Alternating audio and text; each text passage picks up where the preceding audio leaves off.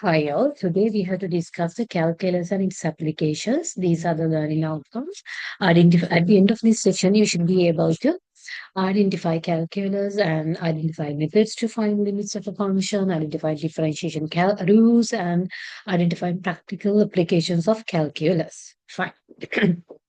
Let's move on. So calculus is a study of how things change. Simply, we can say like that. The fundamental idea of calculus is to study the change by studying instantaneous change, by which we mean changes over tiny intervals of time. Right?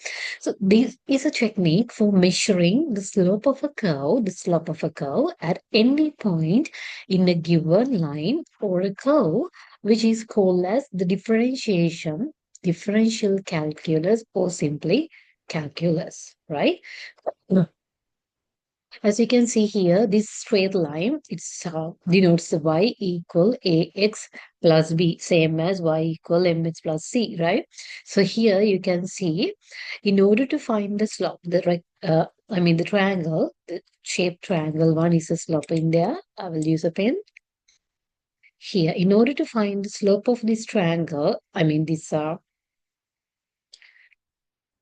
diagram, this is the slope, right? Denoting PQK is the slope, right? So in order to find the slope or the gradients, what we have to do, we have to take the vertical axis, the change in the vertical axis divided by the horizontal axis. So here, the vertical axis is mean QK, divided by the horizontal one, it's PK. So more simplified here, you can see y1, y0 is there. So here, y1, y0 is the difference between this q and k. Therefore, y1 minus y0, that means the delta y, right? The change in y. Divide by the change in x. That means uh, x1 to x0, right? x1 minus x0. So that is denoted by delta x. Therefore, that is change in x. Clear? Therefore, this delta y divided by delta x is the difference quotient. Okay? Right. So what is actually calculus? So in mathematics, calculus is a branch that deals with finding the different properties of integrals and derivatives of functions, right? Don't worry about the terms. I will be explaining those in coming slides.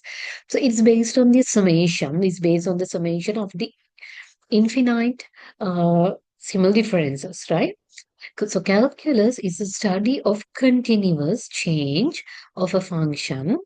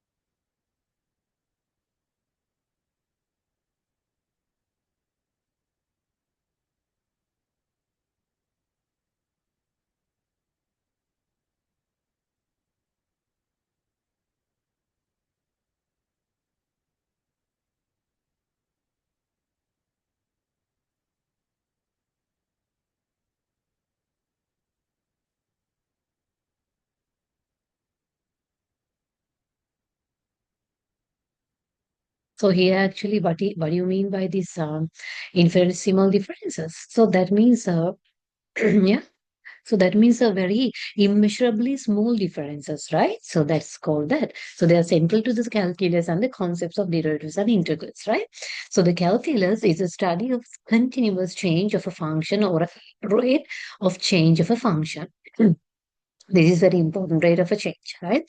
It has two major branches, and those two fields are related to each other by the fundamental theorem of calculus. So the two different branches are the differential calculus and integral calculus, or simply differentiation and integration. So integration, there's separate lesson for that.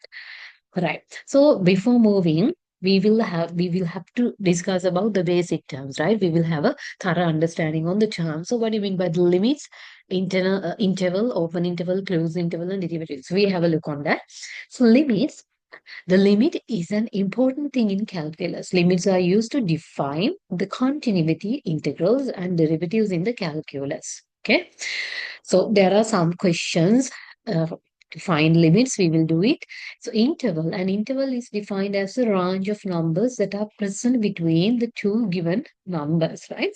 So intervals can be classified into two types. Namely, there are two types of intervals: open interval and closed interval. So here the open interval is defined as a set of all real numbers, right? Very important. X such as A resides exit between, I mean, X is a term, X is a real number that is between A and B likewise. So it is represented as A, B, right? So these are the open intervals. So closed interval means the closed interval is defined as a set of all real numbers X such that, like this, or more consciously like this, right? You can see here A, X within, in between, a and B or equal, right? And it is represented by, you can see here, open interval we are denoting by this, right? But here the closed interval we are denoting by this shape of uh, bracket, right? Look on the brackets, right? Here different and this is different, right? So derivatives means, very important, the fundamental tool of differential calculus is what? The derivatives, right? We call this as derivative of x, derivative of y, likewise, right? So the derivative is used to show the rate of change, right? Always calculus is begin with rate of change, right? It's about to find the rate of change. So it helps to show the amount by which the function is changing for a given point, right? The derivative is called a slope. So that kind of a derivative is called a slope. So it measures the steepness of the graph of a function, right? It defines the ratio of the change in the value of a function to the change in the independent variable. The derivative of y with respect to x is represented by whom? dy with respect to dx, right? So, du with respect to dq, likewise, right? This is how we have to write down derivatives, okay? Right. Now we will move to the limits calculations, right? Okay. So methods to find the limit of a function. So here, the most important and widely used method is the direct substitution, right? So you can see here the limits x to c. So what is fx? Fx is your function, right? Right. We will look on there. One of the easiest.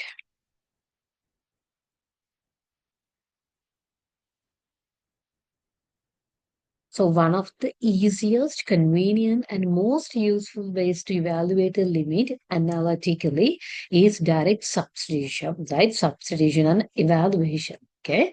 So it's nothing new what you have to do. Here, the lim x3, likewise here, the questions are being given like this. Lim. So here, lim indicates the limits, right? Lim indicates the limits. That means when you find this kind of a term here over your kind of a variables limits 3, so that means it's the question is asking to find out the limits, right? So if you can plug c into fx, right, the value here you can see the look on the general expression lim xc. So c is the substitution, right? So if you can plug c into fx, so fx is your the given variable, right? And generate a real number answer in the range of fx, that generally implies that the limit x is assuming fx is continuous at c. Suppose like this, when you are to find lim x, c is the general formula. No? Suppose it's like this, and your fx is x4, then what you have to do, you have to substitute these two for this x only, right? But there are some rules in there. I will be discussing with you. Fine. So look on the example here, lim, that means limits, x3, here lim, x arrow is there, 2, then x3. What is that? Lim x3. If it is x x supposed to, right? So that means here x is there. You have to substitute x over 2. Therefore, 2 power of 3. Always check for the substitution first. So always in the limits, first of all, you have to try out the direct substitution method, right? Direct substitution method is nothing new. Substitution directly. Direct substitution directly. Okay, so here also, if x is 2, then 2 to the power 3, it means 8. That's why here they saying always check for substitution first. First of all, we have to use, if there is a limit calculation, of course, first we have to find the limit through direct substitution. Clear? Okay, fine. Then again another question, limit x, if it is 3, then this is the function, the question, x minus 2, x plus 3. So here what you have to do, here if it is x is 3, 3 minus 2, nothing new, over 3 plus 6. Then what would be the answer? 3 minus 2, it's 1. 3 plus 6 is, it's 9, right? 1, 9. Therefore, direct substitution can be used since the function is well defined, right? Here, actually, the function is well defined. Then you can use the direct substitution. Clear? So, for what values of x can the limit not be evaluated using direct substitution? So, at x minus 6, since it makes the denominator 0. So, here it's minus 6. If it is minus 6, it makes denominator 0. That things we have to double check, right? If it is the denominator, if I mean if some value goes to make the denominator 0, it's very important, right? It's very important, right? Okay. Sometimes you may be fine inter indeterminate form, right? Indeterminate form also there when you are using your direct substitution. Again, listen. First of all, you have to use the direct substitution, right? Direct substitution, first of all, you have to use. Okay. So here, even though you use the direct substitution, there are some instances, right? There are some instances that use direct substitution. Uh, it you have to disregard the direct substitution and move to another method only if it is result in an indeterminate form. So when you are finding some limits, when you are finding, the way you're finding that the limits through the direct substitution, sometimes you have to disregard the direct substitution as well. For which cases? This is the case. If your direct substitution results in 0, 0, that means your nominator also 0 and your denominator also become a 0, right? When you're using the direct substitution, right? And sometimes it become like infinity in both denominator and the nominator, and sometimes just infinity likewise, right? So that means in these cases, okay, that means your limit, right? In this type of cases, that means you are actually finding in indeterminate forms, right? So here this is the thing. If your answer is 0 over 3, right? If your answer, your limit, when you are finding the direct substitution, when we are using the direct substitution and obtain the value as 0 over 3, right? 0 over 3. That means it's, of course, it gives you some value, right? Which is so-called 0, okay? It's just 0. That means if this case, your answer is, your limit is actually determinate. Determinate. It's very determinate, right? Your denominator is 3. Your numerator is 0. That means ultimately your answer is 0, right? The limit is 0 in this case. It's totally fine. It's totally fine. But there are some instances when you are using the direct substitution, right? Suppose this example I will be explaining. Your answer become 0, 0. That means nominator also 0, your denominator also 0. That means this is where you are obtaining the indeterminate forms, right? That means limit might exceed. I'm again saying these cases, the infinity case, all of the 0 to 0 likewise, right? Your limit might exceed. Your limit, it might exceed. But you have to do more work to, clearly sort out this limit. I would say like this, right? If you answer by using the direct substitution, your answer becomes 0 to 0. That means denominator and denominator all are 0. And the infinity, likewise, so these are the things, right? Where you can obtain the indeterminate form. So that means your limit probably exceeds. But often limits cannot be evaluated at a value using the direct substitution, right? Because from these, when you are using the direct substitution, only you got these values. That means your limit exists, but you have to do more work to exhibit the limits, right? So that's why here saying often limits cannot be evaluated at a value using direct substitution. If this is the case, try to find another function that agrees with the original function except at the point in question. Clear? So that means first of all, which method you have to use? In finding limits, of course, you have to use the direct substitution, right? Your answer become a very determinate number like this, 0 to 3. 0 to 3 in the sense means your numerator is 3, sorry, your numerator is 0 and your denominator is 3. So that means your limit is 0, of course, it's exit, right? But in some cases, when you are using the direct substitution method, you are finding the answer like this, 0 over 0 and infinite, like this thing. That means you are obtaining in the indeterminate forms, right? That means in this case, limit might exceed. It not 100% exit like in determinate terms, it might exist, but you have to do so many work to exhibit that, right? That's why an example of an indeterminate form, because the limit currently not be determinate, right? 1 over 0 means it not in uh, determinate, right? So here look on. So your answer is x. The question is evaluate the limit analytically. When limit x equal to 2, then you have to do x2 minus 4x plus 4 over x2 minus 6 minus 2. So here what happened is you have to substitute 2 for this x value and then substitute the values, right? So power of 2 means here your x value is 2. 2 to the power 2 means it's 4. I'm using here 4. Minus 4x means minus 4 power of 2 means, 4 multiplied by 2 means it's 8, right? And then again 4 is there is definite fixed number 4 over, what I'm doing is I'm substituting the values, right? So x power of 2 means 2 to the power 2, it's 4, minus x means your 2, minus 2. So what happened?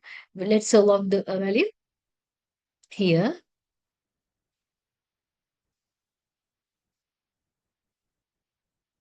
4 is there, minus 8 is there. The ultimate result of this would be minus 4. So minus 4 plus 4 means it becomes 0. So the latter part also, the denominator part also, it's become 0. This is where you got the indeterminate form, right? Indeterminate form.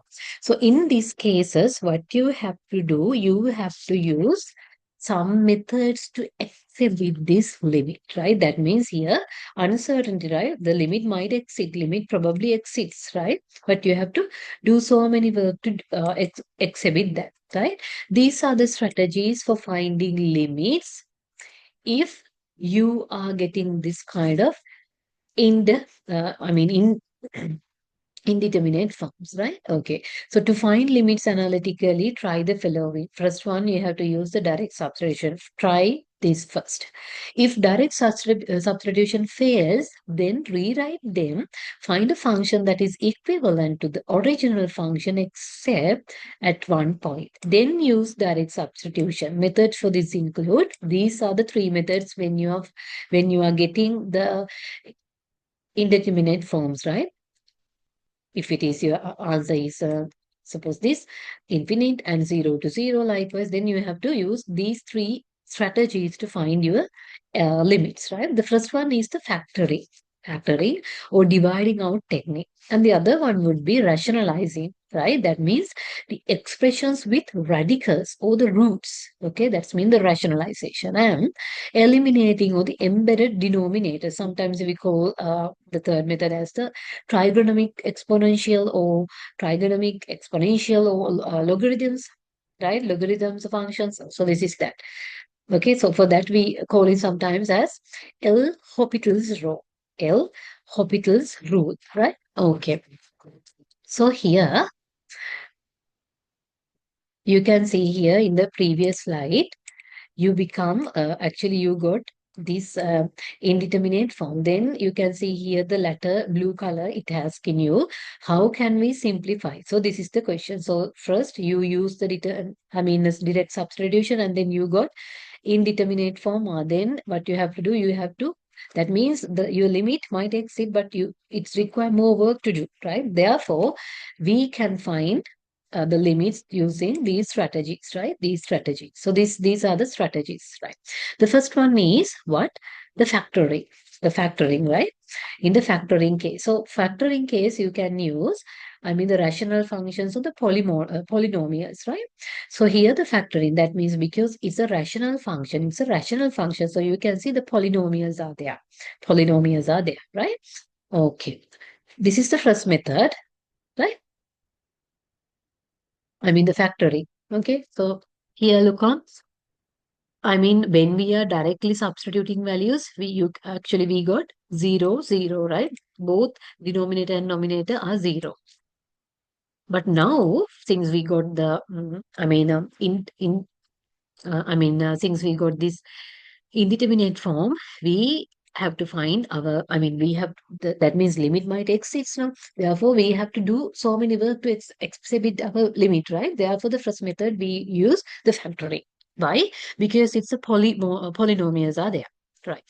At first direct substitution fails, right? Because it becomes 0, 0. Both the denominator and the numerator become 0 because x equal to results in 0 to 0, right? That is what I just mentioned. Remember that this means the limit probably exceeds. Uncertainty, right? Probably exceeds. Okay, fine. So here the question is this, then what we have to do? Factorization. You know the factorization. So x2 minus 4x plus 4 means what is the factors? These things you already learn under factorization, right? 2 plus 2, it become 4x2, right? 4x2. So here the minus sign is there, then we have to definitely get minus 2 and minus 2. Clear? Okay. Therefore, the one factor would be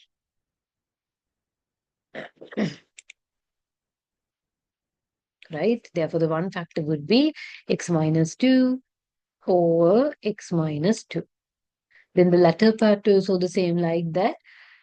Here, minus 1x is there with minus 2. That means, of course, one become negative and the other one would be definitely a positive one, right? Minus 2 multiplied by plus 1 becomes a minus 2, and then the middle term we are getting as actually minus 1, right? Then what we have to do, we can cancel the common factors, right? First one what we did was factor the numerator and denominator, right? We did it and then cancel the common factors. Here x minus 2 to x minus 2, it's cut it off. Then the remaining part is this part, right?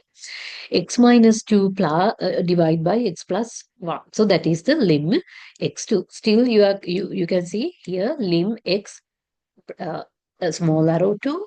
This is the question with the factors, right? And then another second step, lim x 2.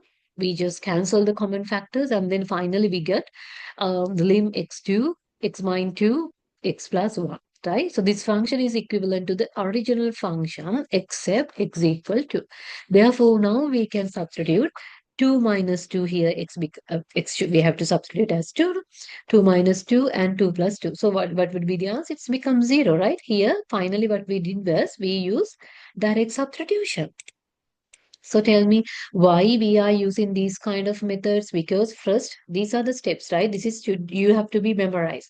First we have to try with the direct substitution. If it is become a kind of an answer as a indeterminate form, then of course we have to use these three methods, right? These three methods to find the except, I mean the find the limit, because indefinite, I mean in the indeterminate form, it gives you the limit probably exceeds, right? Then after these methods, we can use the direct substitution as this. So here you can see, first using direct substitution, it becomes zero, both, I mean, indeterminate form, right? In both zero in numerator and the denominator. But since we obtain this value uh, from the direct substitution, then we find another strategy to work out with the limits, right? Therefore, the factorization is the first method we did it.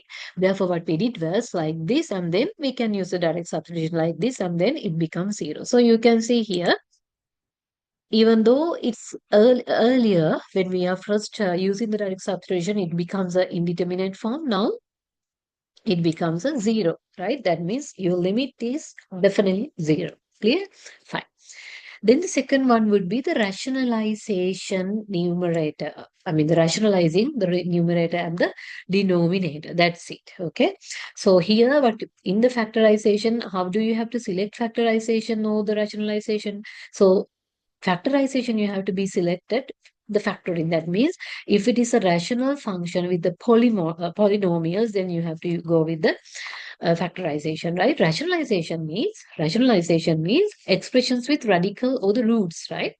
So that means rationalization case, because of the square root term is there, then you can go with the rationalization, right? Okay. So here, look here, another example has been given like this.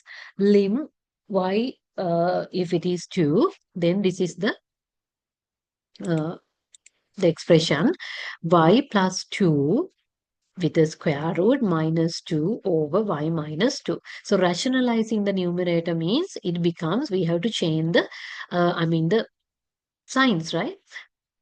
Okay, so in the rationalization case, so square root y plus 2 minus 2 become a plus 2. Then y minus 2, it becomes the same like this. The square root of y plus 2 rationalize the numerator. We did it, right? And then we can find it y plus 2 minus 4 over y minus 2, and then within bracket y plus 2 the square root plus 2, right? This is the thing. Then you can use the common factor. You can cancel the common factors, and then you can use the direct substitution. Then you can get 1/4, right? This is the limit, right? This is the limit. Okay, it's not the um, indeterminate form. Clear? This is it.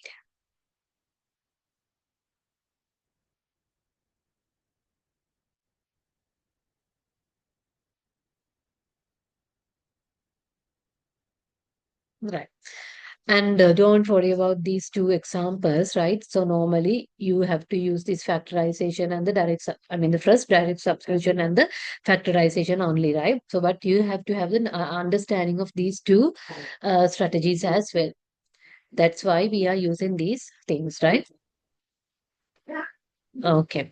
So the example 3, you can here look on there, limit x with 3. So the expression is 1 over x minus 1/3 over x minus 3, right? X minus 3. Then you can use the same method, right? The same method for finding the calculations, right? Here, limit, we can find this eliminating embedded denominators as well. The same thing. Then you can use the direct substitution method as well. So I'm saying you have to look on this direct, substitution first of all, and then the factorization. And these two are the additional knowledge, right? These two are the additional knowledge. So always get aware of these two other strategies as well, right? Okay.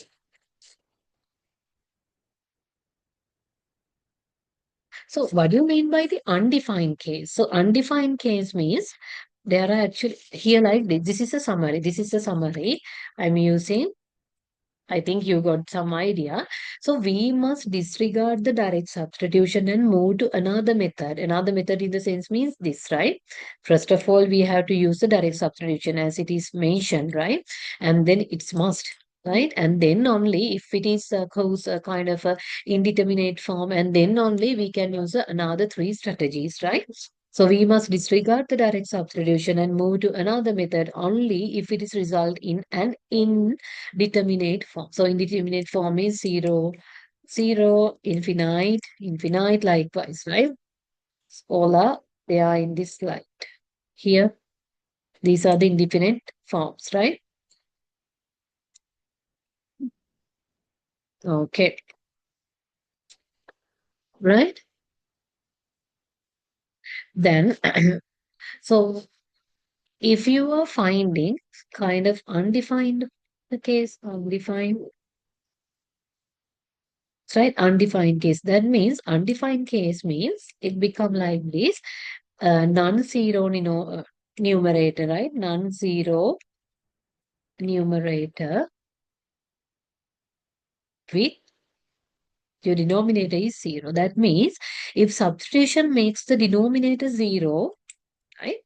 While the numerator is a non-zero number, it's like this 5 over 0. The result is not indeterminate, right? In this case, your result is not indeterminate.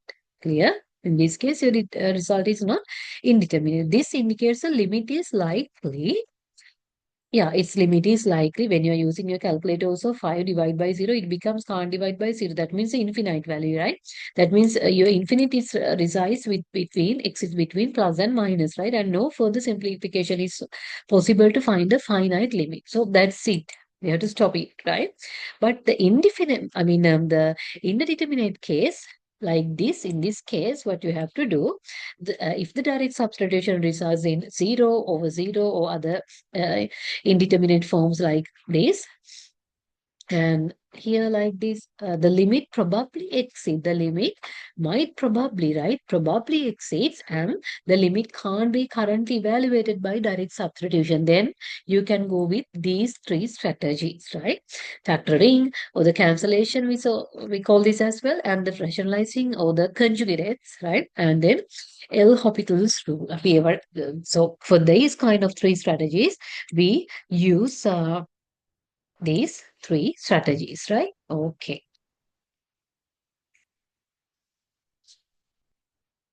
So these are the examples. You can leisurely look on that, right? You can leisurely look on that. Here, nothing new, nothing new. In the factorization also, you learn these kind of things, right? Clear? Okay. Right. Now we are moving to the differentiation.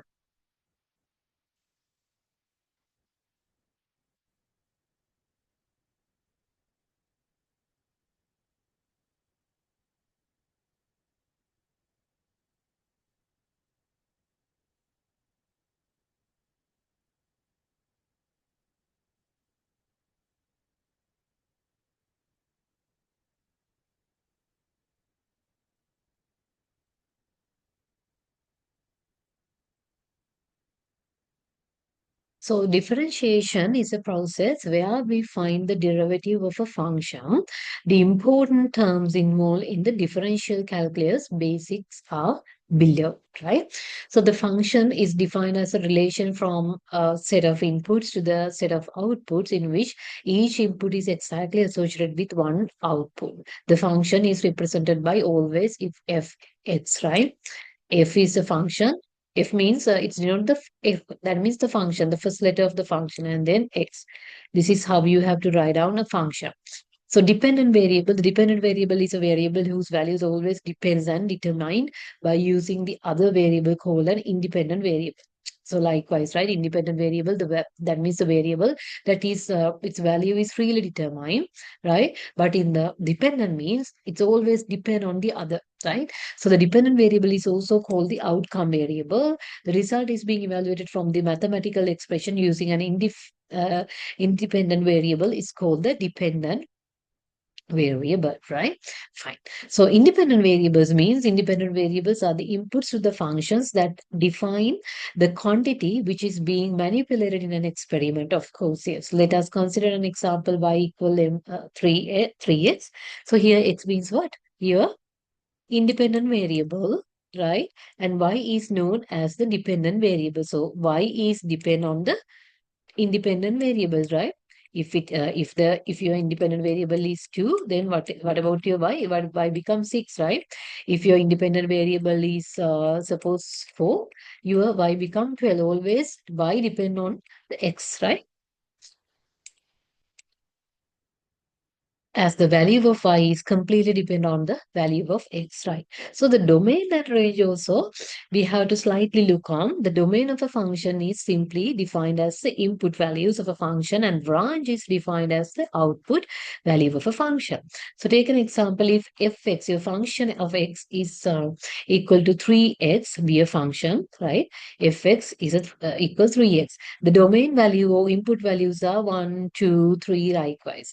Then the range of a function is given as, if it is f1, if your x is 1, then 3x means 3. If your x become 2, your 3x is 6. If your x become 3, your 3x become 9, right? Therefore, the range of the function will be 3, 6, 9. Clear? So here 1, 2, 3 are the domain values, input values, and then here 3, 6, 9 are the, what is the, these are the range, right? Range of the function. Range of the function. Clear? Fine.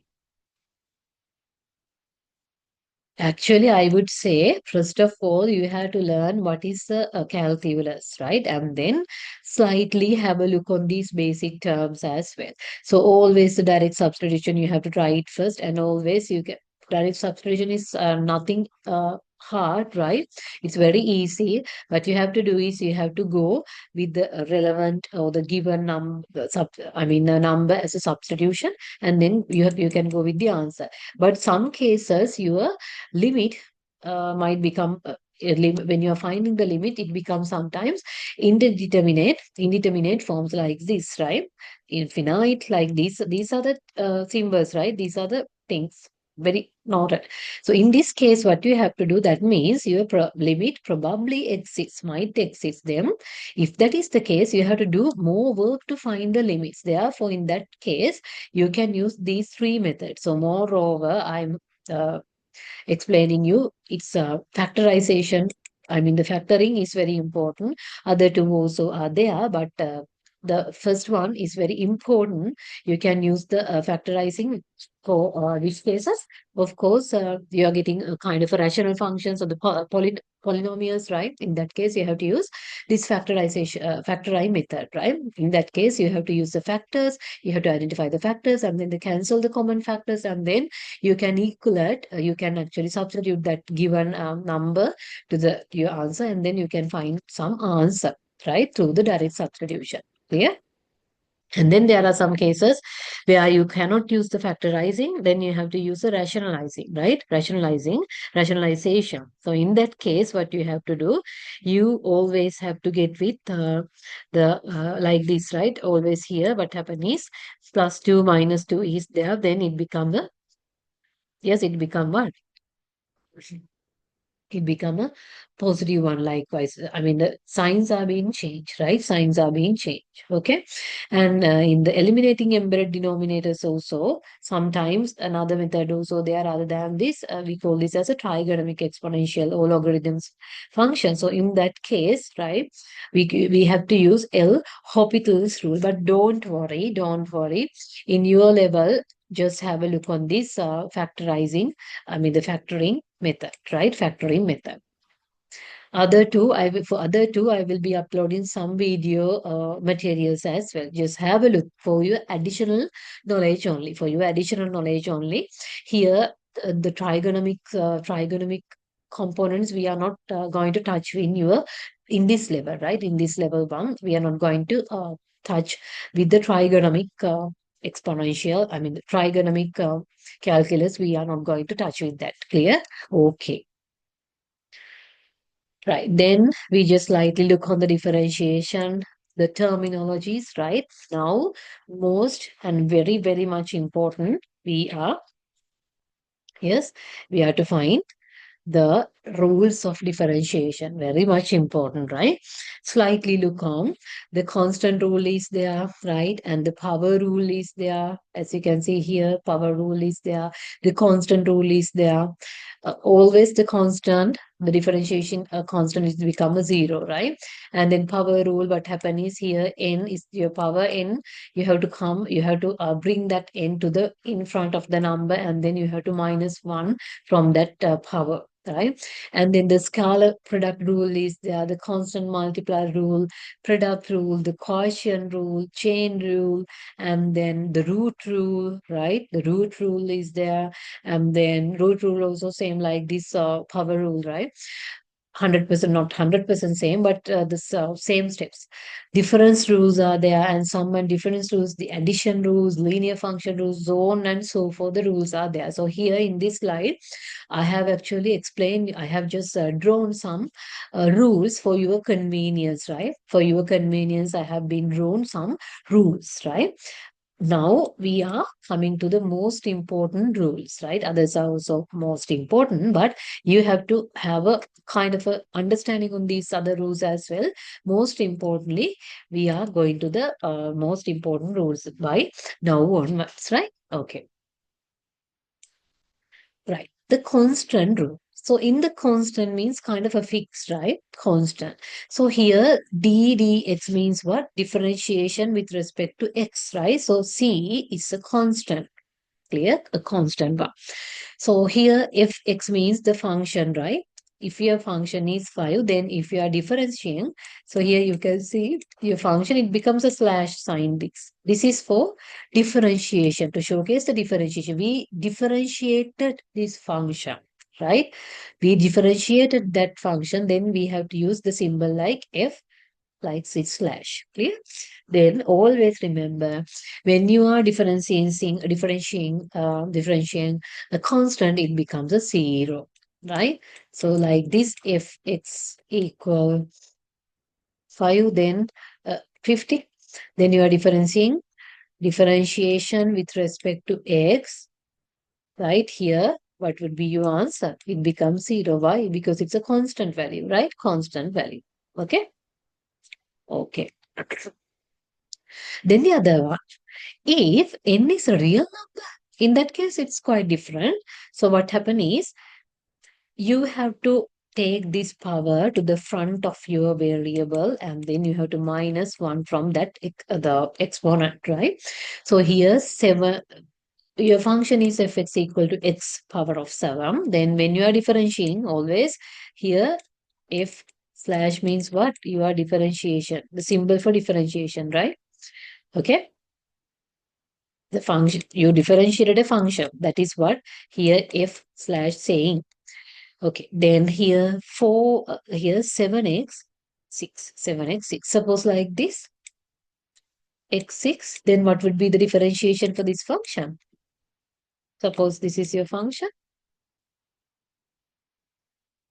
then 6x 5, likewise. Clear? Okay.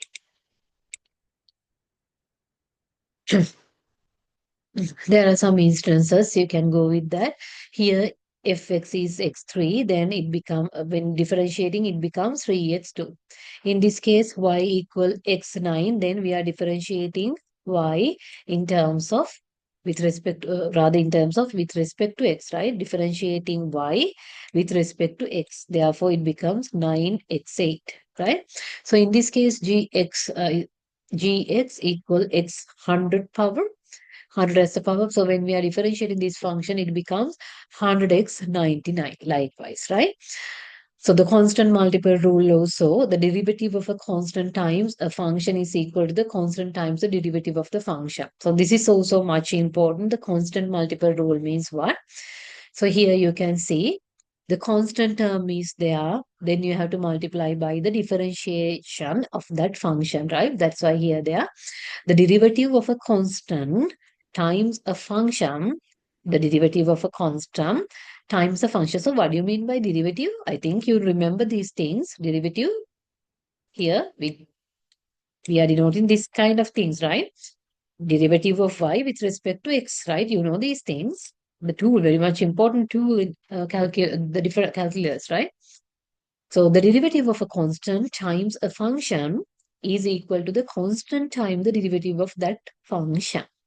Clear? Okay. Here the constant times a function is equal to the constant times the multiplication times the derivative of that function. So here fx function we derive it, right, as f slash x. Okay, right. Okay, so the constant rule and sum and difference rule is there, right? So here the differentiation with respect to dx, here the constant term is there, right? Constant term is there, the same as this, right? The constant multiple rule is there. Okay, right? So that means what? The here the derivative of a constant times a function is equal to the constant times the derivative of that function. Here this is the explanation. Okay, right. So here, if the function is fx equal 3x8 rather than x8, here you can see constant term is there. Okay. So here when we are differentiating these, what happen is 3, open a bracket. Here you have to differentiate this part. Okay. 8x, 8 minus 1, it becomes 7. Then multiply that constant with the differentiation, right? Here that is saying constant times the derivative of that function. Okay. So 3 multiplied by 8 means 24 x power of 7. Clear? Right. The other one would be have a look on that. Here also fx equal to 7. So here you can see the red color square is denote the method, right? It denotes the method. Okay. Okay. So here you can see this is what they explained through these examples. Okay. So if your function, so you have to be very clear on these rules because these are the examination oriented questions. Okay. These rules very much important. So here your function is 7 plus x2. When we are looking at this 7, what is it? This 7? It's a constant, right? It's a constant term. Eh? So so if it is the constant, when you are differentiating, right, it becomes 0. Always, I told you, constant. Constant value is there. When we are differentiating that value, it becomes a 0. That's why here 0 came. Plus here, this part, you have to do the differentiation, right? 12x power of 11. So it becomes what? 12, here is 0, 12x power of 11, right? Okay. That's the constant rule and sum and difference rule, right? Here the sum rule, actually, sum and difference rule, right? Then the product rule, right? The product rule, okay? The product rule means what?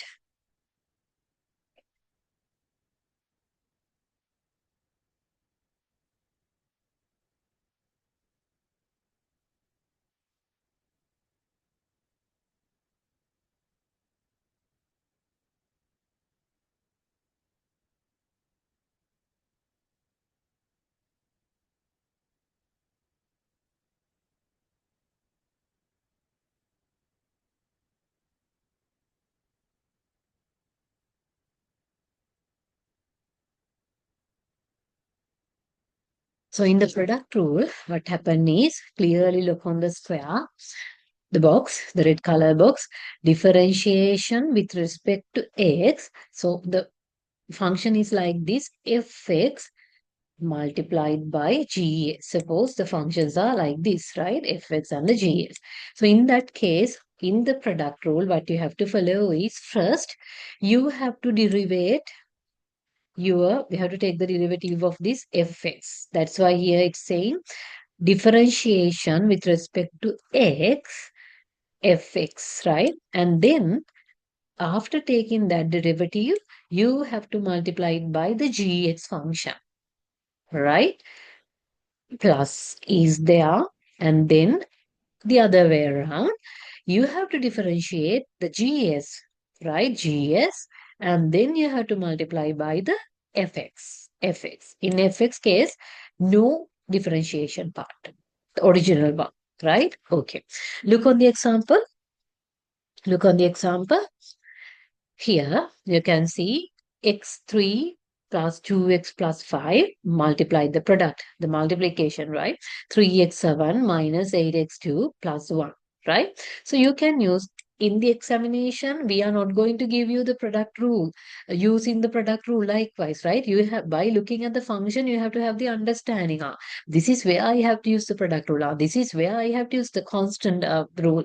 This is where I have to use the sum and difference rule. This is where I have to use the chain rule. This is where I have to use a quotient rule. Likewise, right? That means you have to be very practiced enough. Then you can eventually automatically apply some rules, right? Okay.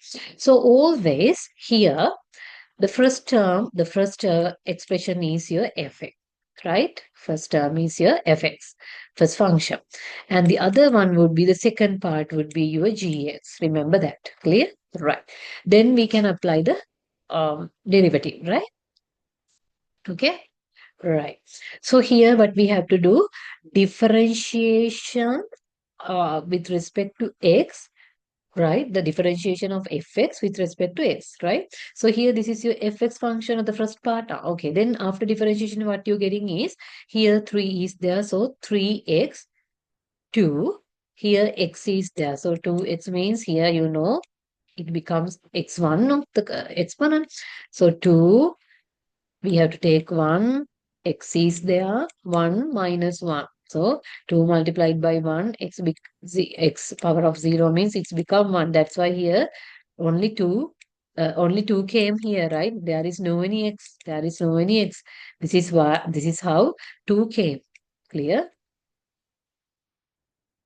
This is how this 2 came. Okay? Right. So here 5. It's no need, right? It's no need. Here actually we use the constant multiplication as well. Constant multiplier rule, right? Here, this part, constant multiple rule. Okay. So here, is it, what would be the value after differentiating this constant? It becomes 0, right? It's no need to write down. Then we differentiated fx function, right? We are done with that. Okay. Let me erase it. Right. We differentiate this function because this is our fx and this is our gx, the second expression, right? The second function. Okay. Then we are done with that. Then what we have to do, we have to multiply the gx, right? We have to multiply from gs. With this is our gx, then multiply by gx, right? Plus the product rule, we have to add it plus. Then what we have to do, then differentiate gx, the second function. Then after differentiating, we can get, we multiply this and the second, the second function we have to derive here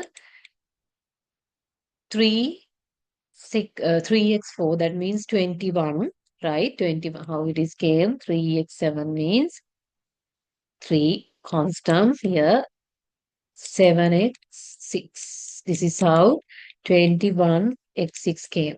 21x6 minus here again same constant multiple rule.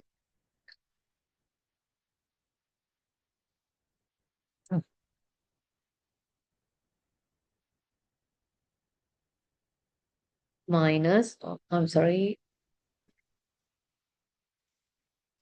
minus 8x2 after differentiating here minus 8 keep aside 2x here 2 minus 1 it becomes 1, 16x. This is how this 16x came here, so, right? And then this multiplied by, this has to be multiplied by fx function, the original function. Clear?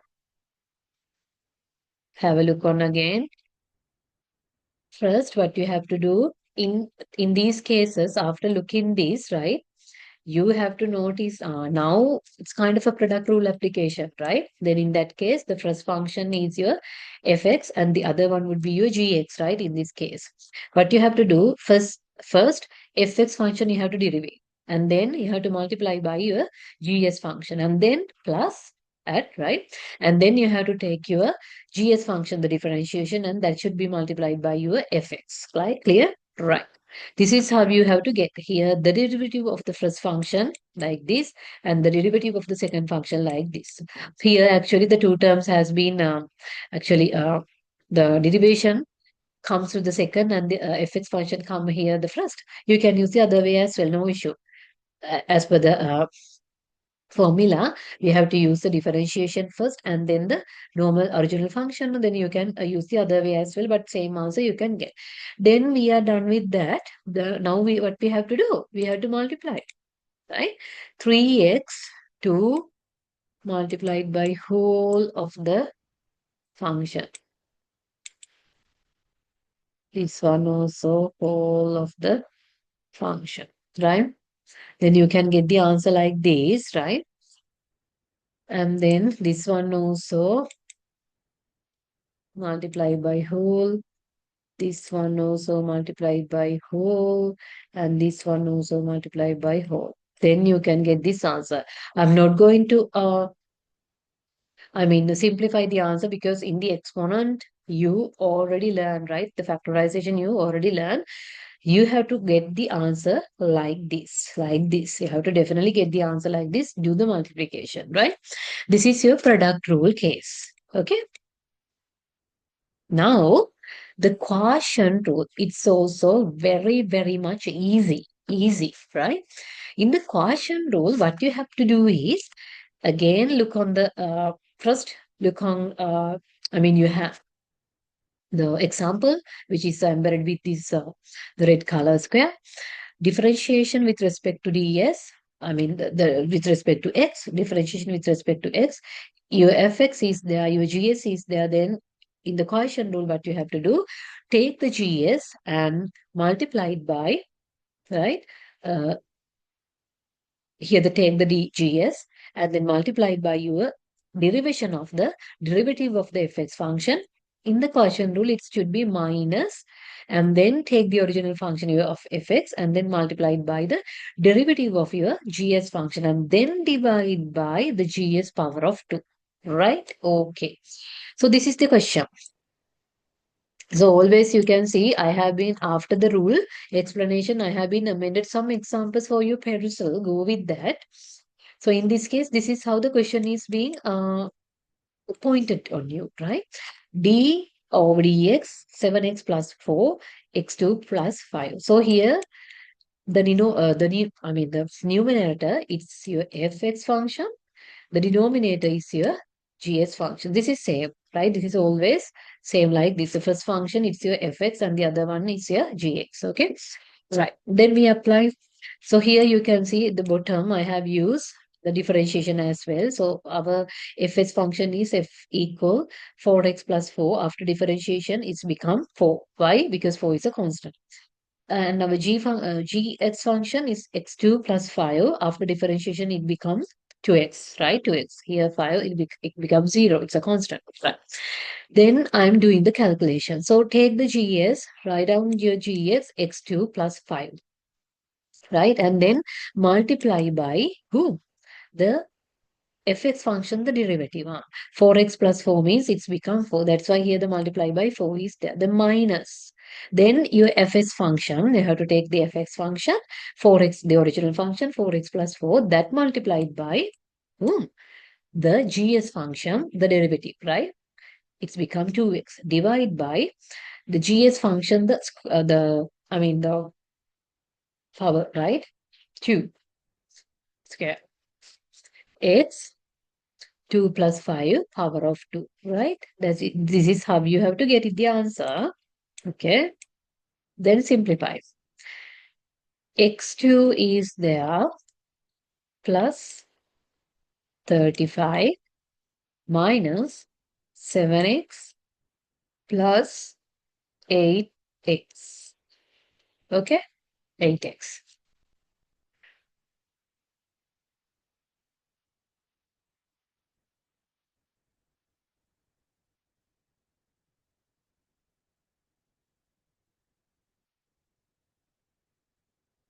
I'm sorry. Wait. Here. x2 multiplied by 7. It becomes 7x2 plus 35, right? Minus here 7 is, it's common for all these two terms, right? Minus 7x multiplied by 2x, it becomes 4x power of 2 plus 8x, right? And then over x2 plus 5 2. We can keep it as this. Then 4x2 minus 14x2, it becomes a minus 7x2 minus 14x2. The remaining part, the rest would be, after simplifying, minus 7x2, right? And then here 8x is another term. It's not a like term, right? It's not a like term. And then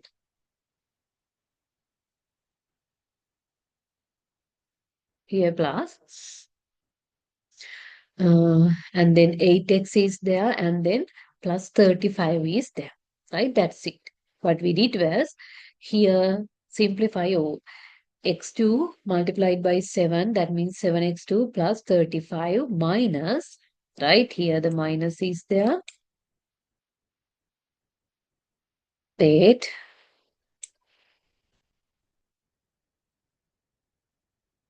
I'm using again x2. These are very much important, right? Even though if we just slightly incorrectly find some value, then of course all of the things goes wrong, right? Here x2 multiplied by 7, it becomes 7x2 plus 35 minus, open a bracket, then it's very easy for you.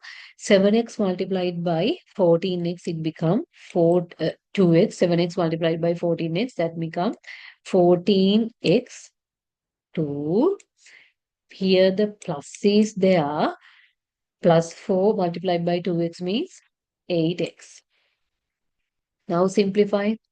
7x2 plus 35 minus 14x to, how it is minus? Minus multiplied by plus, right? Here within bracket, you can see the multiplication is there. Minus plus, it become a minus. Then again, did you see did you notice it?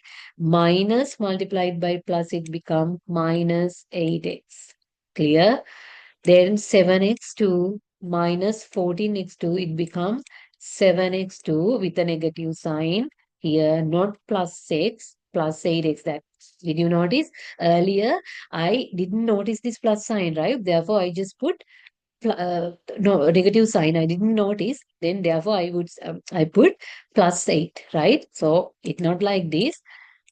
Use the bracket always like this. Then it's very clear for you. It's impossible to actually impossible of getting a very incorrect incorrect answer, right? Then it become minus 8x plus 35, right? Answer is clear.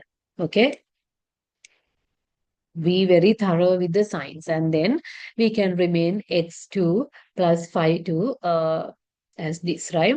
Now you notice, you know the binomial expressions as well. If you want, you can further simplify this term as well, right? No worries. But you can keep it this as well, fine. This is about the quotient rule, right? Chain rule, chain rule, right? If hx equal to g of x, then we can write it down as, if like this is there, we can write it down as, after differentiation, g, right? We have to differentiate g function and then multiply by the f function, right? Multiply by the f function with the differentiation, right? If s is a composite function. Another version also there, if y equal to hx, that is equal to gu, where u we can actually find fx as u, then dy, differentiation of y with respect to x, we can find as differentiation of y with respect to u multiplied by differentiation of u with respect to d. Don't worry about that. This is the chain rule application. Be thorough with this. uh, general formula, right? And then we can go with the question, right? Okay. So chain rule actually leads to the general power rule, right? Chain rule leads to the general power rule. We will be look on that. Here the function, the method is, if your the question is like this, SH, right? HX is equal to FXN. This is the question.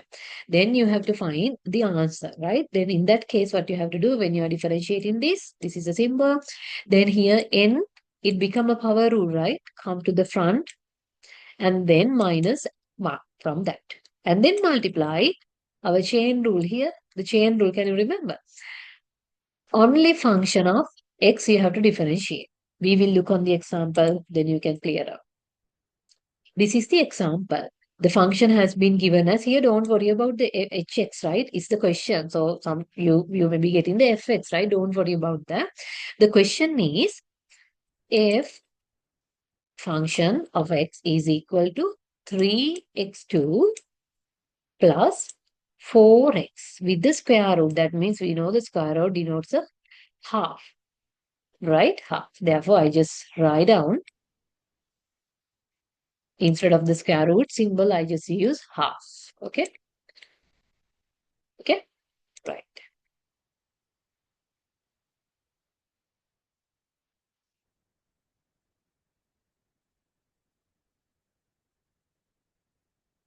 Fine. Now I'm going to apply the chain rule with the general power rule, right? Okay. What you have to do here, half is there. You can remember the power rule, take it front, right? And then write down the original function for x. In the power rule, what we did was -1. So half -1 means it's become like this. Therefore, ultimate answer would be half but a negative sign, right? Therefore, negative half is there, right? This is how this negative came. We are done with that, right?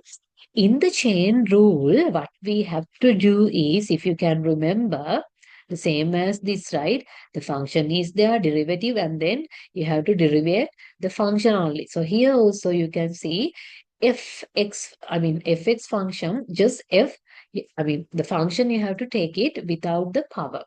Then this is the power rule application. We did it and then multiply the other part, right? Other part is what? This expression we have to differentiate, right? It's no need of this half. Therefore, here the multiplication is there. Let me again write it down.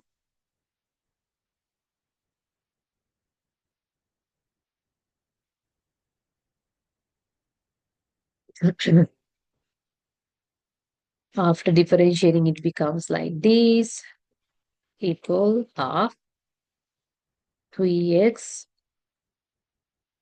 cube plus 4x minus half. Multiplied. I'm not using the multiplication, you know these things.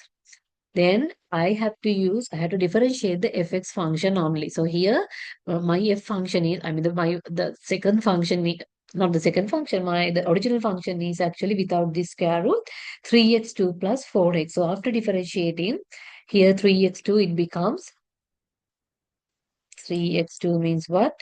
Here 3 is there, constant multiply rule, right? Constant multiple rule. 2x, therefore it becomes 6x. This is how this 6x came. 6x plus is there. 4x, after differentiating 4x, it becomes a 4 only because s become x0, right? Then x0 means it's 1. This is it.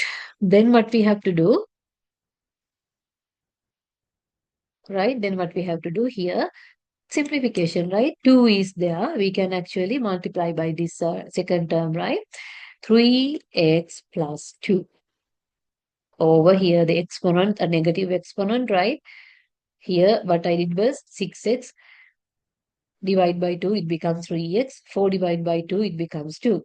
Here, the whole term, I am just putting that term to the, yes, denominator. 3x2 plus 4x. Here minus exponent become a positive one. I can uh, write down this as this, or else you can take the 3x plus 2 over 3x to power of 4x with a half, like this. You can write down whatever the method. This is very much important, right? Very easy. Okay. Always go with this red colored square, and then you can go with the example. Write out with the example. Fine. Example of higher derivatives, right? So the function has been given as fx equal 3x5 minus 2x3 plus 14. Then you have to find the differentiation, but with the triples, right?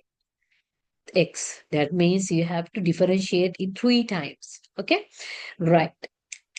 F differentiation in the first time, it becomes 15x to 15x 4 minus 6x. Now you know these things. 6x2 plus 4, it becomes 0. Then further derivative, second time, 60x 3, right? 60x 3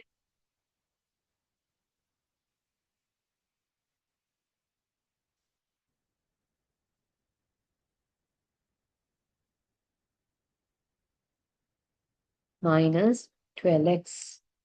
Is it the answer? No, no, not yet. This is the third time. X. Here, x means the function of x, right? 180 x 2 minus 12x become a 12. Clear? Right? 6 here always constant multiple rule are being applied, right? 60, right?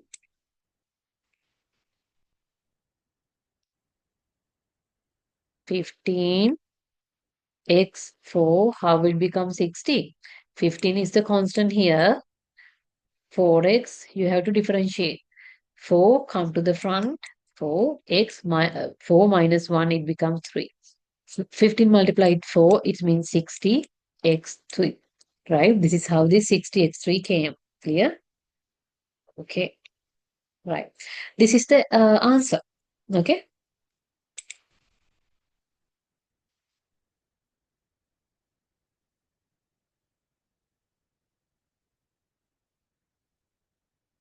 Fine.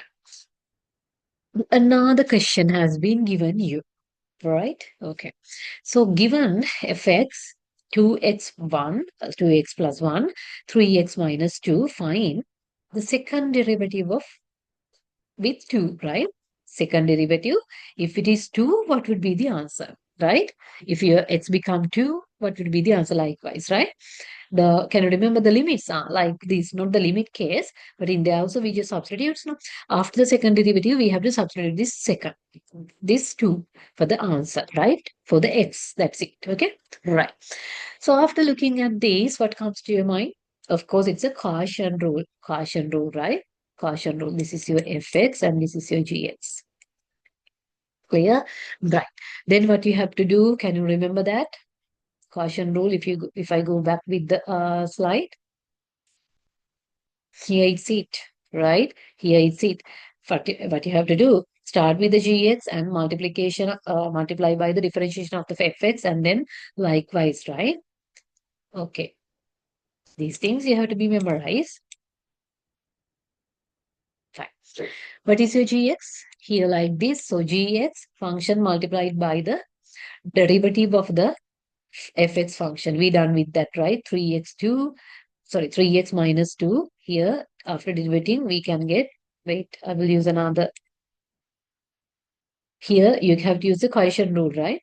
Therefore, the 2x plus 1, after differentiating this is my fx. After differentiating, it becomes f slash, it becomes 2.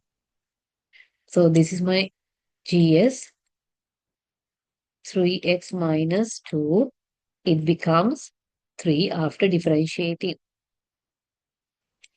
right?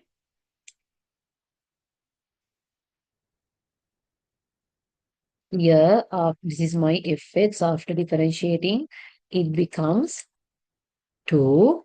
Here, my gx. After differentiating, it becomes 3. Right? Now, we are done with that. Then use the rules. Gx multiplied by the derivative of the fx function, that's 2. Gs is this. The second one is always, I told you, denominator, no, numerator, it's your fx. Denominator, it's your, yes, gx, right? So gs, 3x minus 2 multiplied by the derivative of the fx, it's 2, minus, right? Minus, can you remember this? We always be noted. This is what I'm using, okay?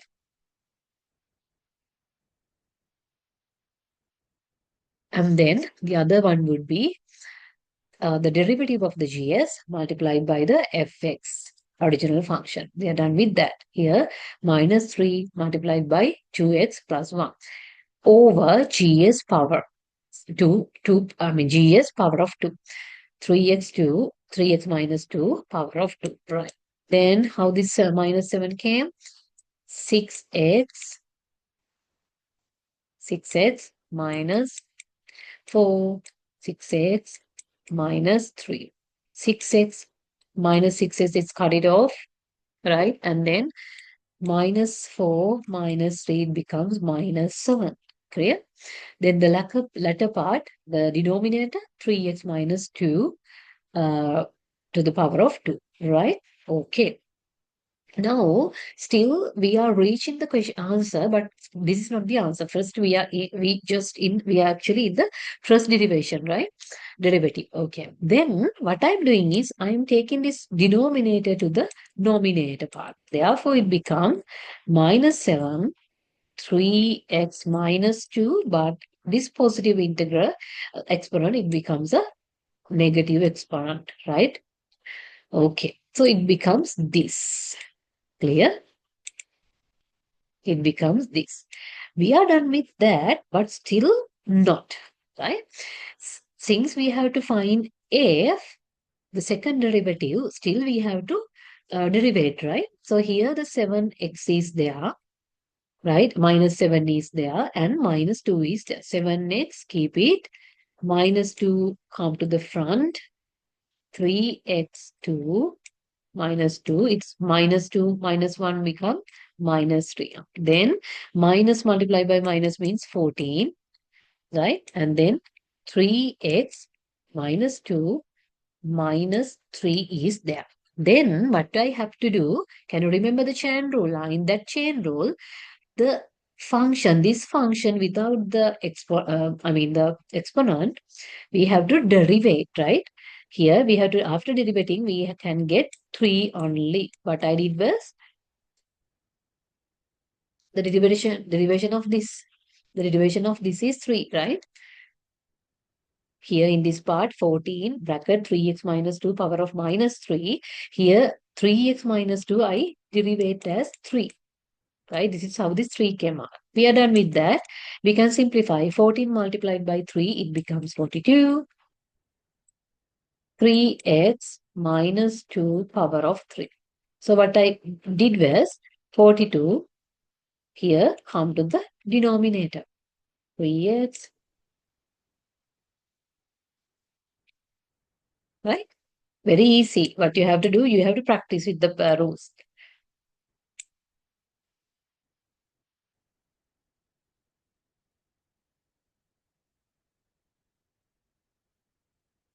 3x minus 2 negative exponent, it becomes a positive one when we are putting this expression to the denominator, right? This is the answer, but still some more thing to do. We are still in the second derivative of x.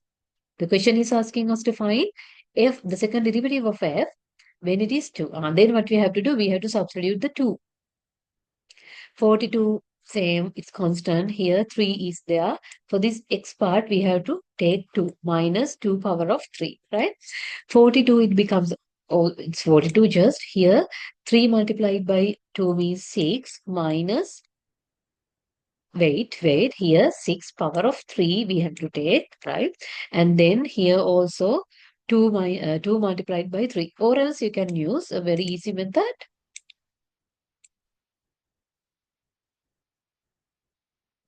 Here, 3 multiplied by 2 means 6 minus 2. It becomes 4. No? It's 4 to the power of 3 you can take. This is how this 3 came, right? Okay. Or else you have to, or else here 3, 2 minus 2 is there. Power of 3, then or else you can take here 3 multiplied by 2 means 6 power of 3 minus 2 power of 3. 6 power of 3, it becomes how much? 36. And then 36 multiplied by, wait, yeah, 216 minus 8.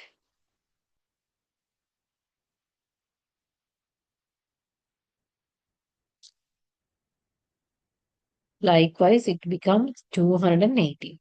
Can we use this method? Can we use it? Hmm? Can we use it? No, this is how your general knowledge come into play, right? Here, 3 multiplied by 2, we know it's 6. It's 6, right? And then minus is there, 27, and then, right? You can't use like this. That's why I just showcase you the common mistake you are doing, right? Therefore, here 3 multiplied by 2, it becomes 6. Minus 2, it becomes 6 minus 2 means it becomes 4. To the 4, you have to take the power of 3, right? Then you can get 4 multiplied by 4 multiplied by 4 as 64, and then 64 with 42. Further, you can classify, uh, further you can actually solve, simplify. Here 42 came and 64 came. Here it's 7, and here it become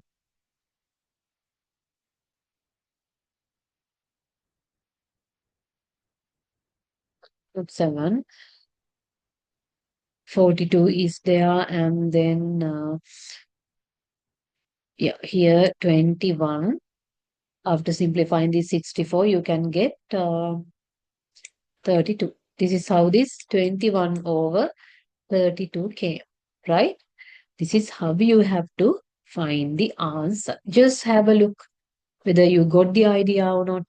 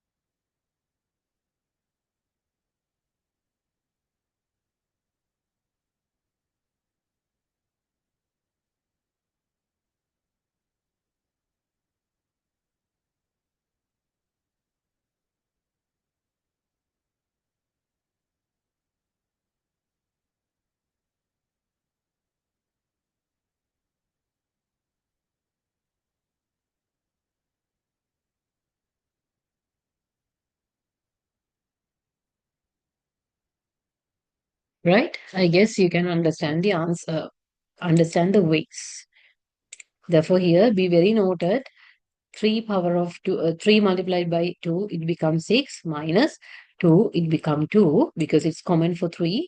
Then 6 minus 2, it's become 4 to the power of 3 you can get. It's very easy, right? Okay, correct. Uh, we did it, right? We did this question.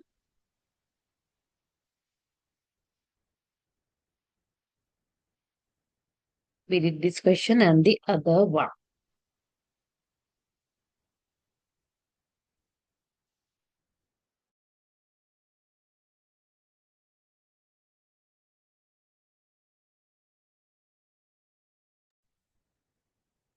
Again, there is a question, right? Again, there is a question.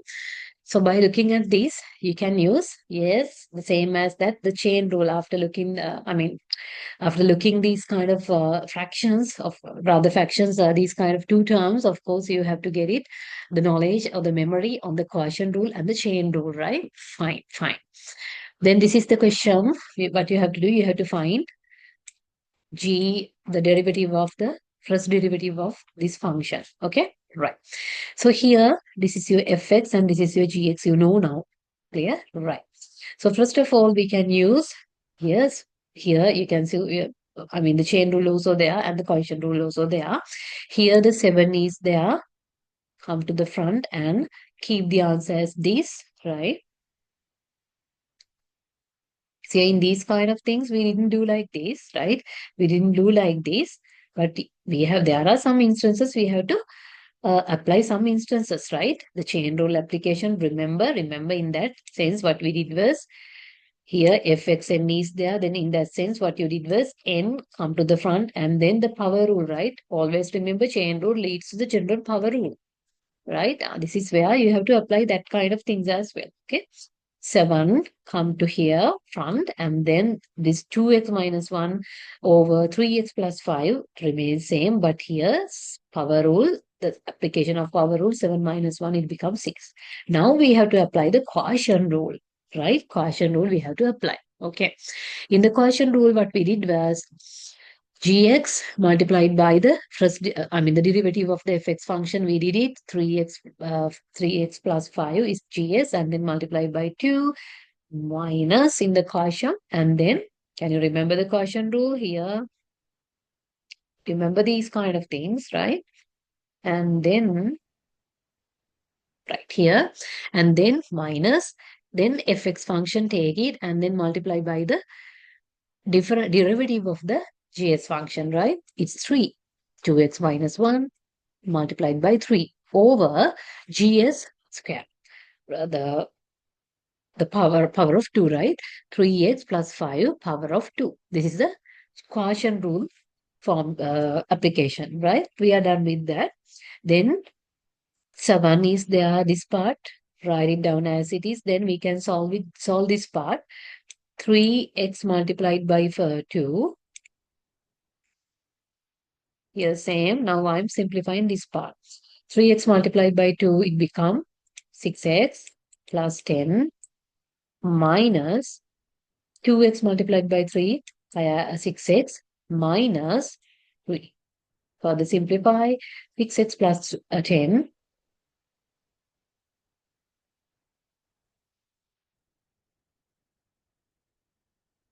6x plus 10 minus 6x plus 3. Clear?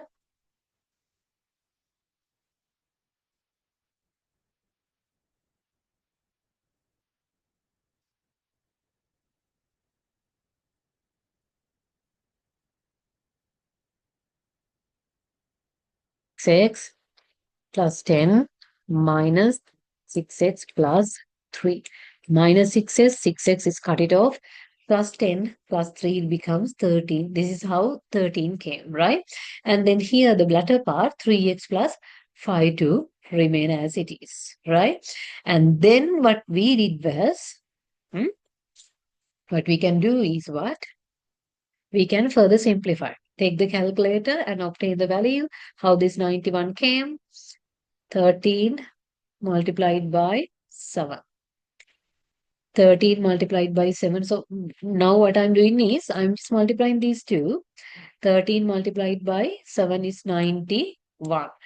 2x minus 1 is 6, right? Over, right? And then here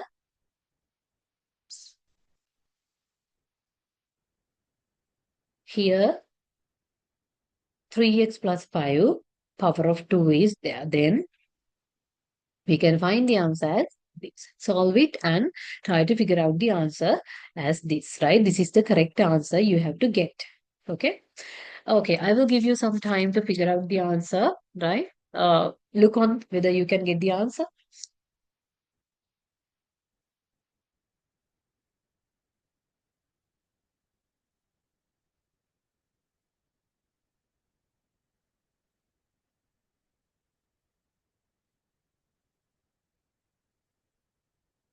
So tell me how this 8 came.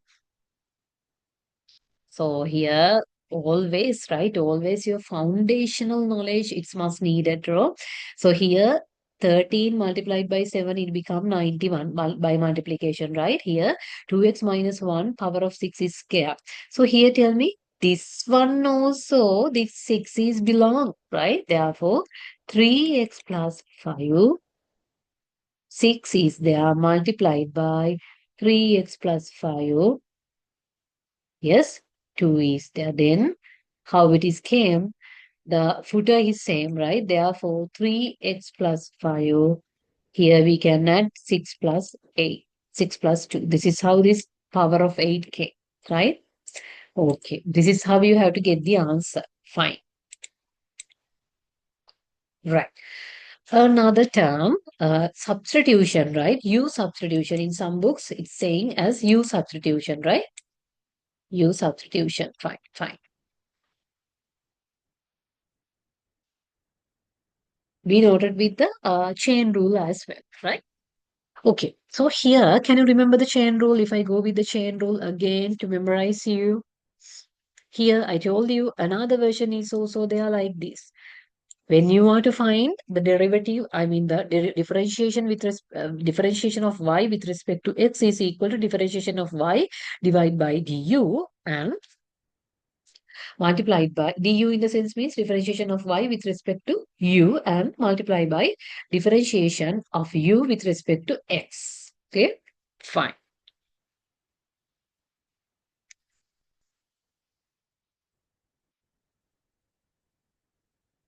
This is it. Okay. So this is the function. Write it down in the chain rule. This is the application, right? Differentiation of y with respect to x equal to differentiation of y with respect to u multiplied by differentiation of u with respect to x. Here u means a substitution, right? Substitution. So sometimes we can use the substitution method as well, right? So if your y is equal to u 5 2, I mean 2 fifth, equal, if your u is 7x 8 plus 3x 2, then the question is asking you to find the answer. Then you have to have the thorough understanding. This is where another version of chain rule comes into play, right? Okay, so differentiation of y with respect to u. So I'm doing this part, right? Here the answer is actually here 5 over 2 is there. Then 5 to u, it becomes minus 1, right? Here minus 1 means 2. No? Here 3 over 2. Then that multiply by differentiation of u with respect to x. Here your function is there, the x, then you can multiply by 56x 7 plus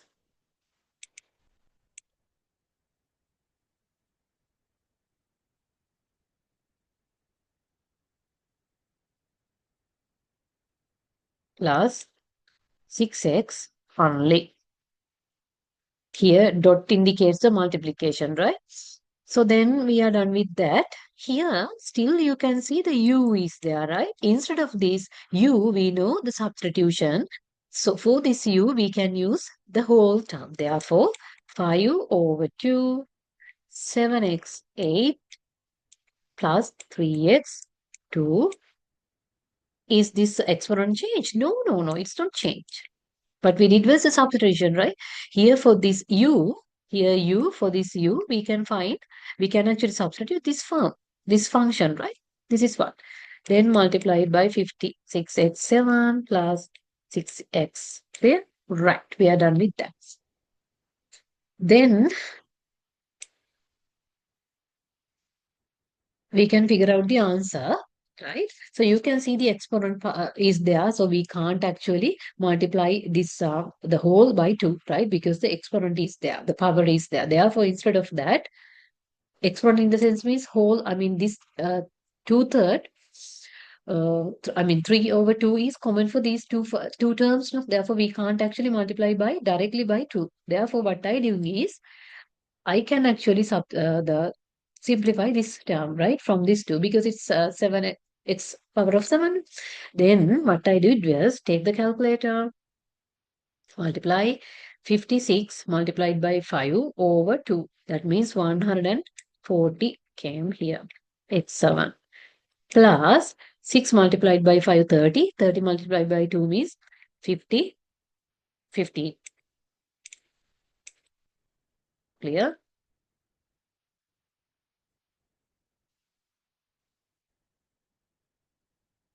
X1 plus 15x. Then I'm doing with that. Here, this is go with this function, right? And then this is it. And then the other part, 7x8 plus 3x2 power of 3, 2. The whole part is being written as this, right? What I did was, here this part I can multiply by this 2, I mean 2, right? 5, 5 over 2, I can multiply by with this second term. Then this is how this 140 x7 plus 15x came. Then here we can't actually simplify by this 5 over 2. Why? Because there is another exponent is there. It is common for these two terms. Therefore, instead of that, I can actually write it down as after this the simplification of the second term, right? 7x8 plus 3x2 over 3 over 2, right? This is how the application of chain rule, right? U substitution. Okay, this is a U substitution method. Another version of the chain rule. Fine. Right. This question we did it, right? This question we did it. Fine. So this is the nutshell about it. Rewriting before differentiating. Rewriting before differentiating. So look, function is there, right? And then when we are rewrite, then what comes? Before differentiating, we have to rewrite, right? 5 over 2x3, we can rewrite as 5 over 2. Here, x3 is a positive exponent, but it becomes a negative one when we are moving to that denominator to the nominator. X become minus 3, right? Here, 7 over 3x power of minus power of 2. Then 7 over 3. Then this minus uh, power of 2, it becomes a positive x2 when it's moving to the I mean the nominator, but rather than just the nominator, we can write it in the middle, right? In the middle. And then here we know the square root of x means it's a half, right? And then this part also we can write it down because it's kind of a very very, hard to tackle. Therefore, we can simplify it by 1 over 2 here. It's not the square root here. 3 is there. 2 is there. Therefore, we know it's 2 become third one. I told you, right? If it is 3, that means 1/3. If it is like this, it means half. This also same. I multiplied by 1/3, then it becomes x 3 over 2. But it's moving to the denominator, then it becomes minus of 2, 3, right? It's okay to write it down as the middle, right? It's okay if you just write down it's a nominator, I mean the numerator as well. But since it's a fraction, you can use a middle term, right? I mean, you can write it down as a middle. Okay, fine. This is how you have to actually rewrite. Then after rewriting, it's become very easy for you to differentiate, right? Okay. Right. Now we are going with the practical. We have to go with the practical examples quickly, right? Have a look on there. This is where your differentiation knowledge come into play, right? Zenith Electronics is launching its new 65-inch smart TV. Their market analysts provide the following, right? Demand function is there, P equal 2000 minus 0.5 Q, where Q is, so you know that demand function is QD equal A minus BP, right? Here the demand function has been given you in against the price, right? uh, Substitute the values, then you can understand the demand function as well, right? Okay, so where P is the price, Q is the quantity, so the total cost function is also there, right? So now you have to find the total revenue function and the marginal revenue function. So tell me, how do you have to find the total revenue? Of course, total revenue can be found as price multiplied by the quantity. This is how we have a total revenue come into play, right? So here the price, we know it's a function rather than just the number. It's a function. 2000 minus 0.5 Q, sorry, 5 Q, this is the price. Then our Q is the quantity. That means here also Q is units. So then Q just multiplied by Q. Then after multiplying, 2000 Q minus 0.5 Q power of 2. This is our TR function, total revenue function, right? Then marginal revenue function is what? Always remember the derivative. The first derivative of the total revenue is the marginal revenue. The first derivative of the total revenue is the marginal revenue, right? The first derivative of the total cost function is the marginal cost. Remember that as well, right? So here it's not needed to put it slash here, right? Okay. So derivative of the first, the first derivative of the total revenue. That's why I just use here slash. It becomes marginal revenue, and the first derivative of the total cost. This is one means the the derivation, right? The first derivative.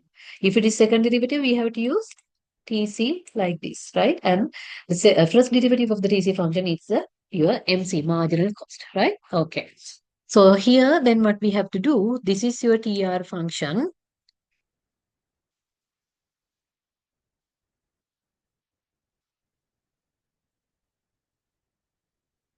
TR function, we get it. So the first derivative of the TR function is our MR. Then differentiate total revenue with respect to Q. It is our MR. Okay. Then differentiate it. So 2000 Q, after differentiating, it becomes 2000 minus here 0.5 multiplied by 2, it becomes 1. Here Q. So we are not going to write it down 1 over there. We know it's 1. So this is your MR, right? Then this is your TR. We find it. Uh, we found it. And then this is your MR. We found it. Okay. Always remember to write down the derivative, right? Like this. Then marginal cost, we know the first derivative of the total cost is the marginal cost function. So the derivative of TC with respect to Q. Then TC, here it has been given as this. Therefore, after derivative, we can get MC. After differentiative, we can get MC. That means 0.4 Q plus 100 only. Like this. Here 50,000 after derivative, after derivation, differentiating, it becomes how much? 0 is a constant value. You know these things, right? Okay, this is how you have to find the practical questions, right? Don't worry, I have been actually already uploaded some learning materials as well. Go with the functions and always download the latest lecture material for, the calculus, right? It's LMS, it's there. Fine. Right. We are done with that, the calculation part, right? Let's have a look on the applications, right? Applications parts of derivative. Okay. Right. In mathematics, yeah, the calculus is a mathematical model. that helps us to analyze a system to find an optimal solution to predict the future, right? It's very important thing. It's very important thing, right? In real life, concepts of calculus play a major role. Either it is related to solve the area of complicated shapes, safety of vehicles, and evaluating survey data for business planning, credit card payment records, or finding the changing conditions of a system affect us, etc. Right? So now we did the real world practical examples with respect to Zenith Electrics, right? It's very practical question. So the calculus is a language of physicians, economics, biologists, architects, and medical experts, statisticians, and it's often used by them. For instance, architects and engineers use concepts of calculus to determine the size and the shape of the curves, to design bridge routes and tunnels, etc. Right? So using calculus, some of the concepts are beautifully modeled, such as the birth and death rates, right? Radioactive decay and reaction rates, right? Heat and light, motion, electricity, etc. These are the applications part. You have to have a thorough understanding on that as well. So applications in the differential calculus, right? There are two parts now. Differential calculus and integral calculus, right? So in mathematics, differential calculus is used to find the rate of change of a quantity. Of course, rate of change is due with the calculus, a quantity with respect to other, in case of finding a function, increasing or decreasing functions in a graph, to find the maximum and minimum value of a curve, to find the approximate value of small change in the quantity, right? And real world applications of differential calculus, calculation of profit and loss with respect to business using graphs, right? In that Zenith example also, we can actually find our total profit as well, right? Total profit as well, TR minus TC, right? And the marginal profit as well by whom? TR minus MC. Sorry, MR minus MC, right? TR minus TC, it becomes your total profit. MR minus MC, it becomes your marginal profit, right? Then what you have to do? You have to minus those MR and MC in order to find your marginal profit, right? And then calculation of the rate of change of the temperature, and then calculation of speed or distance covered, such as the miles per hour, kilometers per hour, etc., to derive many physics equations, right? So calculations of profit and loss with respect to business using graphs. We did it, right? Rather than we did it, I just explained, right, how to find the profit and loss, right? So always loss means when your TR is lower than your TC, right? Same as that your marginal, you can actually enjoy with the marginal loss when your MR is lower than your MC. That means MC is a prominent player. MC is higher than MR. In that case, marginal loss, right? Fine. So integral calculus means we just have a slight look on the differential calculus, and integral calculus means it's a study of the integrals, the opposite of the differentiation, right? And their properties. It mostly useful for the following two purposes to calculate f form, f slash, the form of its derivatives is a function. If a function f is differentiable in the interval of consideration, then f slash is defined in that interval. To calculate the area under a curve. Here, to calculate the area, right? The area, then integral calculus comes into play, right? So integration, don't worry, I will be doing a separate lesson for that as well, which is your last lesson of the business mathematics for business module. Integration is the reciprocal of differentiation, the opposite of the differentiation, right? As differentiation can be understood as dividing a part into many small parts, integration can be said as a collection of small parts in order to form a whole, right? As differentiation can be understood as dividing a part into many small parts, integration can be said as a collection of small parts in order to form a whole, right? It's generally used for calculating areas, right? Rate of change is deal with the yes, the calculus, and here differential calculus also, yeah, same rate of calculus, rate of change is used by differential calculus, and to calculate the area, integral calculus come into play, right? So integral calculus also, there are two parts, right? Definite integral, here you can see some limits are there, right? That means a definite integral has a specific boundary, right? Lower boundary, upper boundary, within which function needs to be calculated. In that lower boundary and upper boundary, you have to calculate your function, right? The lower limit and the upper limit of the independent variable of a function is specified. Don't worry. The question is given you b and a, lower limit and the upper limit, right? A lower limit and the upper limit. its integration is described using definite integrals. A definite integral is denoted as this, right? So you can see integration. We are using symbol like this, right? It's not f. It's the symbol like this, right? So upper limit is there and lower limit is there, right? This is the definite integral. If when you see lower limit and upper limit, of course, it's a definite integral, right? And indefinite integral does not have a specific boundary, right? In that indefinite integral, what you have to do, you have to calculate the function under these two boundaries, right? But in the indefinite interval, there is no boundary, specific boundary is not there. No upper and lower limit is defined. Thus, the integration value is always accompanied by a constant value like this, right? It's denoted as this integration. And so the integration, the symbol is this integration fx with dx scale. Likewise, we are writing, right? And fx plus c like this. Don't worry, don't worry. I will be teaching you a separate lesson for the integration, right? So that's all about for today's lesson. Thank you so much. Please go with the rules, right? Thank you so much.